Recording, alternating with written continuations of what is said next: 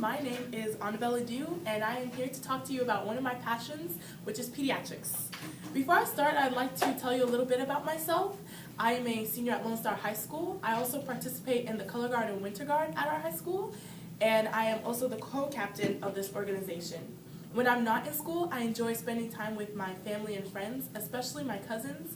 I love being around children. I just feel like they bring such a level of joy and innocence that I can't really find in any other age group. I'd also like to open with a joke to mellow the mood. In a pediatric office, the secretary says to the pediatrician, "One of your patients started a fight in the waiting room." The pediatrician then says, "Tell them to grow up." Besides looking up jokes, I also like to look at quotes. And one quote that I picked up through this course was "Nothing will work unless you do" by the late Maya Angelou. This quote represents a lot about life, because if you're not willing to work for anything, then nothing's going to come out of it. As a pediatrician, I'm going to have to be in schooling for about 11 years if everything goes right. And during that 11 years, I'm going to have to work really hard in my studies and beyond my studies to be able to complete what needs to be done through medical school and the residency program. So hopefully, if I work as hard as I want to, I'll be able to complete all the goals I want to in my life. I've also constructed a mission statement to represent me throughout this journey. My mission statement says, "I hope to discover pediatrics and learn more about what it takes to become a pediatrician and what a pediatrician consists of, the personality, the characteristics, what their job entails. And after this program, I hope I become more passionate about pediatrics, and I want to affirm my career choice of becoming a pediatrician as well." First off, people always ask me, why pediatrics? Why not become a general physician or gynecologist or neonatologist? And I tell them, I enjoy working with children, and just being in the medical field also interests me because we're able to know what diseases come about and how we can prevent them, and how to create new things for the future. Like things we know today, we might have not known 20 years ago if it wasn't for medicine. I'm also very outgoing and passionate about learning new things, and as a pediatrician, you're going to have to be able to interact with children and their parents and build that relationship with them. During my research, I was able to read 5 articles, and the first article I came across was really interesting to me because it talked about how pediatricians aren't gathering enough genetic information from the patients to then go tell the genetic physicians. And I thought this was interesting because pediatricians are supposed to have that bond with their patient. They're supposed to know what's going on in their life and what kind of family history they have.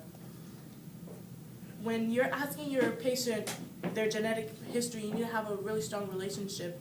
And having a relationship with your patients is something I really believe in, and I hope to execute when I'm a pediatrician myself. Another piece I researched was motivational interviewing with childhood obesity. Motivational interviewing is something that was used with substance abusers, and with this in rehab, they would ask questions about what's going on, why they're using the substance, and they use this with children in the pediatric office to learn more about why is the children not having proper eating habits and not leading a healthy lifestyle. And with this, the pediatrician can work with the families to solve the problem and control the obesity within the family. Another article I read that I thought was pretty interesting was about reading to your babies. I've heard of listening to music while the baby is in the womb, but reading to the baby while they're in the womb is something else you can do with your child.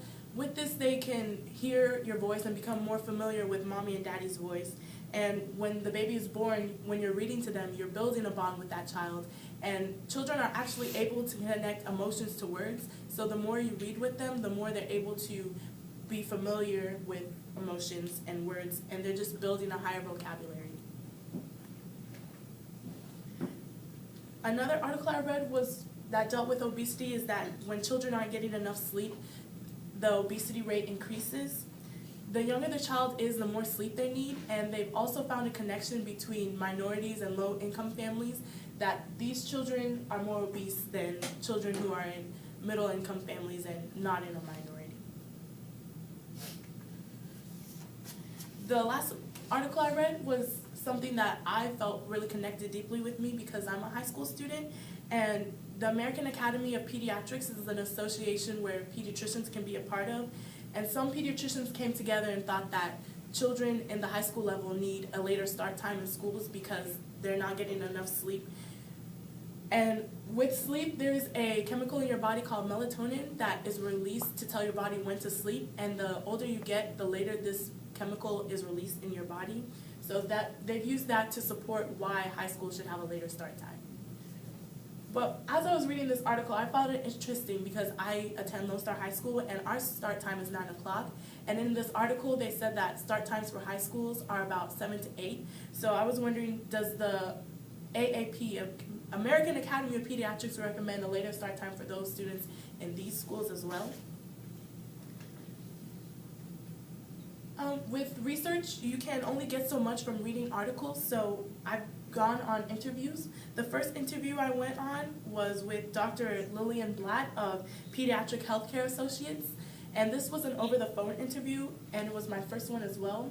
So the questions I asked were to kind of get a feel of what a pediatrician is and what goes into it. And she told me that I need to make sure that pediatrics is something I really want to go into because it's a lot of schooling and it's a lot of time commitment. So if you're not willing to put up with that challenge, then you don't want to take those years of your life and not be in something you're not passionate about. My next interview was with Nurse Williams at Forest Park Medical Center. She's a nurse practitioner, so that differs from a pediatrician. She's able to have a more flexible work schedule than a pediatrician would. She's worked in various places such as the NICU, and a medical office, acute care office as well, and a hospital. As a nurse, she'd be able to go back to school and maybe become a neonatal nurse practitioner, something if you become a pediatrician, it wouldn't be possible to do. I also interviewed Dr. Beth Lesner of Children's Choice Pediatrics, and she's a part-time pediatrician, so she doesn't work as much as the other pediatricians in her office. As a part-time pediatrician, she only works in that medical office versus a full-time pediatrician who might work in the hospital and then come to the medical office.